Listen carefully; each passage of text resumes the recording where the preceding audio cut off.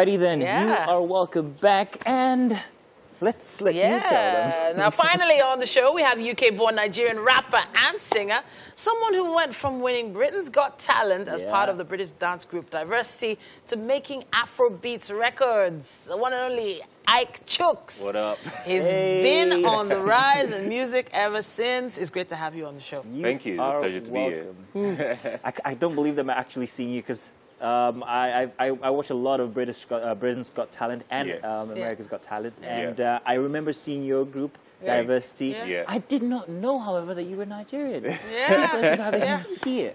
So I'm really, really excited that you're here with us. Thank you. You're welcome, man. Thank you. Appreciate so, do you want me to ask the first question? Yeah, so it's been a journey for you guys. I went through the whole, your bio and everything, and I was just like, wow. And then you're like, wow, okay. But you made a switch from dance to music. We started talking about this behind the scenes already.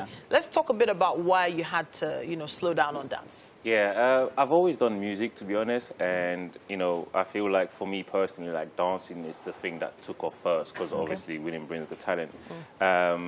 So that was a roller coaster journey.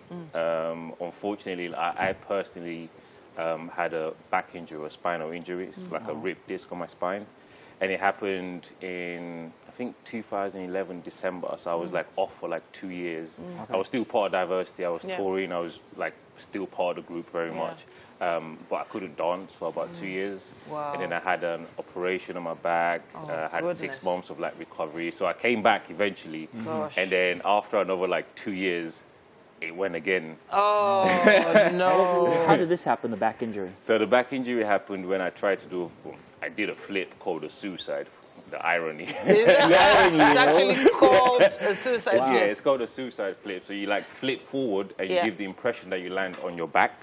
But there's a trick to it. You go foot first, bum, hands, and then your back. I think I know what it is. So like I usually do there's an easy version and a hard version. You went for the hard one, didn't you? No, I know how to do the hard version, but I don't really know how to do the easy version. The easy it's funny because like the easy version, you got to put your hands on the floor and then push off the floor. Okay. But when I was about to, this happened like during a performance. So I was about to do the flip, and where we were performing, there was like kids like on the corner, and every time I do that flip, I veer off to the right a bit. So in my head, I'm thinking, if you flip, you're gonna knock someone out. So you overcompensated. So do the easy version. So I put my hand on the floor and forgot that I was doing the easy version. Did a flip, and then the floor was a lot closer to than I anticipated. So I just went whack. And I still had 3 more minutes to dance. Did you get up? Yeah, I did. I got up. And you started dancing? Carried on dancing. Oh, dear. For the rest of the 3 minutes. The adrenaline kicks in and, you start to move. But as soon as we got off the stage, I just collapsed on the floor. Yeah, I can imagine. Because I couldn't move my left leg. But you're okay in any case. You just good, can't risk it anymore. Okay. Let's talk about your music as well. I mean, you're back in Nigeria. You're doing great music. You've always been able to sing, like you said. And why did you choose to come back to Nigeria, however? Or are you going to make the kind of music, are you making the kind of music that is kind of like Catholic? I mean, everybody enjoys it from Nigeria, or is it from outside of Nigeria coming back to Nigeria? I believe I make music that's relatable to everyone, people in the diaspora, even back here. Because I have this thing where I switch between Pidgin, English, and Igbo. People don't believe that I can speak. I don't believe that. He can. Perfect, because I'm going to shock you. All right, do it then. Let's hear it. I have no idea what he said. No, but the thing is, like, my dad forced me to learn Igbo when I was growing up. So, how easy was that? I think it was quite easy. Well, it wasn't very easy, to be honest, but I could understand Igbo. I just couldn't speak fluently. So my dad was like, don't talk to me unless you speak Igbo. Every time I wanted to say something to my dad, I had to go speak to one of my cousins. Long way around. Exactly. But eventually it helped me.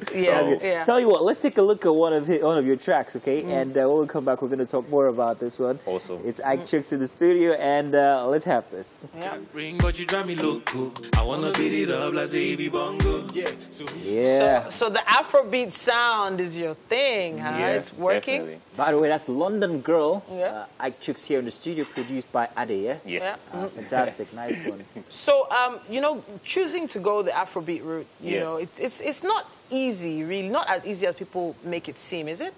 No, it's definitely not as easy as people make it seem. I feel like, first of all, you need to find yourself, because as an artist, like, I had to find myself and find my sound. And that takes a lot of work, a lot of dedication, consistency. And I consciously made that decision that I wanted to make Afrobeats, because the type of music I was making before, I felt like I was holding a part of me back and just pushing out one specific side. Whereas when I decided, okay, I'm going to make Afrobeats, I felt like I was speaking my truth every time I go and record a song. You know what I mean? Because I'm pushing everything about me into the songs. Okay. So what's going to be your call hook? Do you have a call hook already?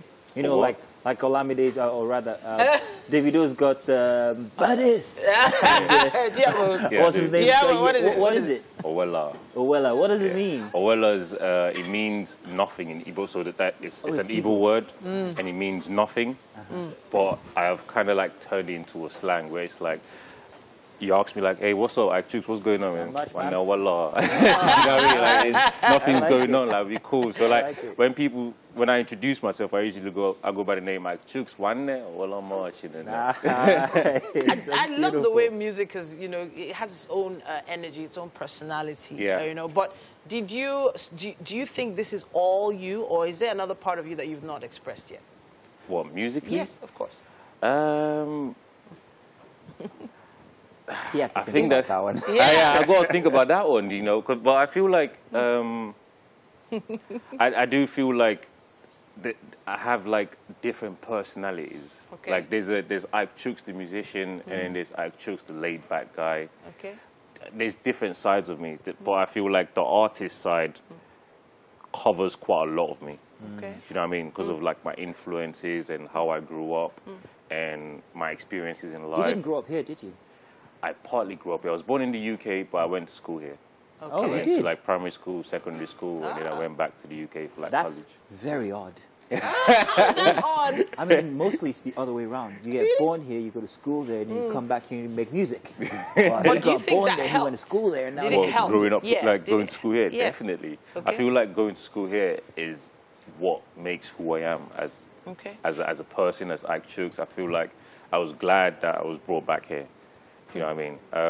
A lot of people will say like they only bring you back from the UK if you're a stubborn child. But you kind of don't have the chance to be stubborn if you do your secondary school here. Exactly. Listen, I want to see another one of your tracks again. Let's show you another one of Chuks' tracks, and then by the time we come back, we'll have him in the kitchen tasting some of our scrumptious meal that we've got prepared already. Yes, sir. Yeah, Chuks one day.